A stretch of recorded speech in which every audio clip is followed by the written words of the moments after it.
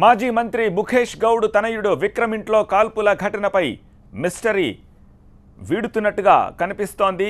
విక్రమ్పై ప్రస్తుతం కేసు నమోదు చేసే యోచనలో పోలీసులున్నారు.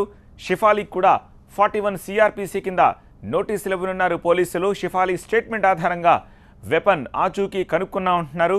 రేపు ఉదయానికల్లా ఈ కేసు విషయంలో ఓ క్లారిటీ వచ్చే అవకాశం ఉన్నట్టుగా పోలీసుల దగ్గర నుంచి అందుతోన్న సమాచారం బట్టి తెలుస్తోంది.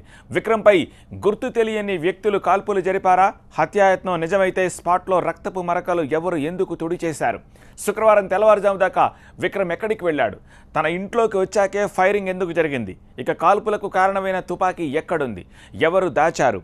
ఈ విషయాలన్నీ కూడా ఇప్పుడు వీడిపోనున్నాయి.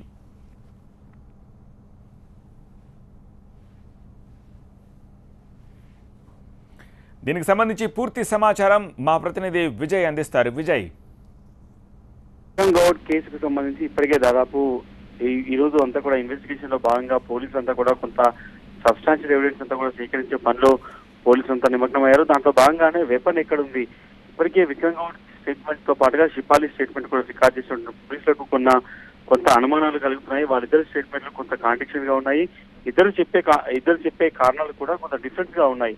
ఇద్దరు కూడా ఒక విషయం చెప్పడం లేదు. ఎందుకంటే ఉదయం మార్నింగ్ 3:15 కి ఇంట్లో ఇన్సిడెంట్ జరిగిన సమయంలో ఇంట్లో వాళ్ళిద్దరే ఉన్నారు కాబట్టి వాళ్ళిద్దరితో పాటుగా పని వాళ్ళు చెప్పినటువంటి స్టేట్మెంట్ రికార్డ్ చేసినటువంటి పోలీసులు ఇద్దరు స్టేట్మెంట్లు కొంత డిఫరెంట్ గా ఉన్నాయి కాబట్టి ఆ నేపథ్యంలో షిఫాలీకి ఒక 41 సిఆర్పిసి ప్రకారం నోటీసు సర్వ్ చేసి ఆమెని మరింత లోతుగా ప్రశ్నించే యోచనలో మాత్రం ప్రస్తుతం బంజారాహిల్స్ పోలీసులు ఉన్నారు. దాంట్లో భాగంగానే షిఫాలీకి సంబంధించిన స్టేట్మెంట్ రికార్డ్ చేయబోతున్నారు. ఇప్పటికీ చాలా సార్లు షిఫాలీని విచారించినప్పుడు కూడా ఆమె నుంచి ఎటువంటి సమాచారం రాకపోవడం, కేవలం విక్రమ్ గౌడ్ చెప్పినట్టుగానే ఆమె చెప్పడంతో ఈ కేసు ముందుకు పోవడం లేదు.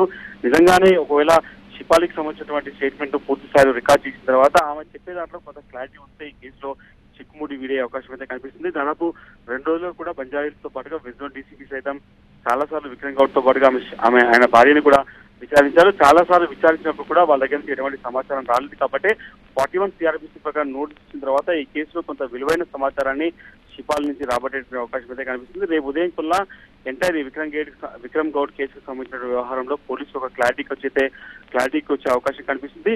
ప్రధానంగా విక్రమ్ గౌడ్ కి సంబంధించినటువంటి వ్యవహారంలో ఆయనే సెల్ఫ్ సూసైడ్ చేసుకున్నాడు, సూసైడ్ అటెంప్ట్ కి తన వెపన్నే వాడుకున్నాడన్న కోణంలో పోలీసుల ఇన్వెస్టిగేషన్ జరుగుతుంది కాబట్టి కొన్ని ఆధారాలు కూడా లభించాయి. ఈ రోజు రాత్రి కల్లా కూడా ఆయన వాడినటువంటి వెపన్ కూడా పోలీసులు సీజ్ చేసే అవకాశం అయితే కనిపిస్తుంది. రేపు ఉదయం కల్లా విక్రమ్ గౌడ్ కేసులో పోలీసులు ఒక క్లారిటీకి అయితే రానున్నారు. రైట్ విజయ్.